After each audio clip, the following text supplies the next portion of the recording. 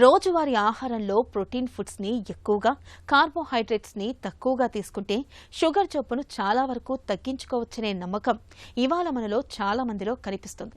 Keto లో carb diet కి రక్తంలో గ్లూకోజ్ ను నియంత్రించే గుణం ఉందనే భావనతో చాలా మంది ఆ తరహా డైట్ ను తీసుకోవడానికి మొగ్గు చూపుతున్నారు. అసలు ఈ నమ్మకంలో నిజమెంత? కీటో లో కార్బ్ డైట్ తో నిజంగానే షుగర్ జబ్బును తగ్గించుకోవచ్చా?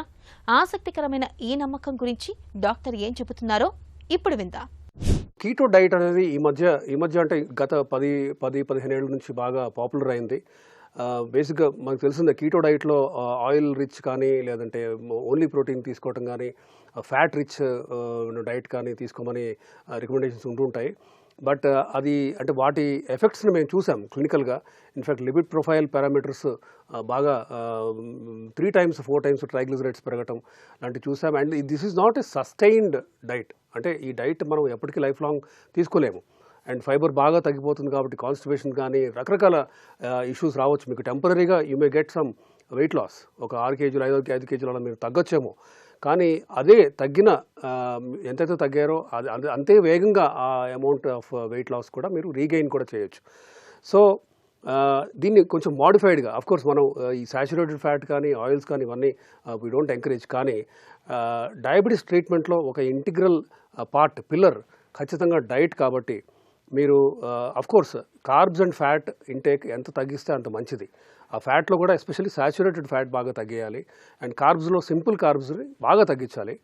ప్లాంట్ ప్రోటీన్ని బాగా ఎంకరేజ్ చేసుకోవాలి. ఫైబర్ని బాగా ఎంకరేజ్ చేసుకోవాలి. అండ్ అఫ్కోర్స్ యానిమల్ ప్రోటీన్లో egg white, boiled egg white తీసుకోవచ్చు ఎల్లో లేకుండా. Then fish or chicken white meat పర్వాలేదు అప్పుడప్పుడు తీసుకోవచ్చు, కానీ బాయిల్డే ఉండాలి. అది ఫ్రై చేసింది అవ్వకూడదు. And try not to eat with rice or roti. అంటే ఇప్పుడు ఫిష్ ఆర్ చికెన్ తినేవాళ్ళు ఖచ్చితంగా అది రైస్తో కానీ రోటీతో కానీ తింటూ ఉంటారు.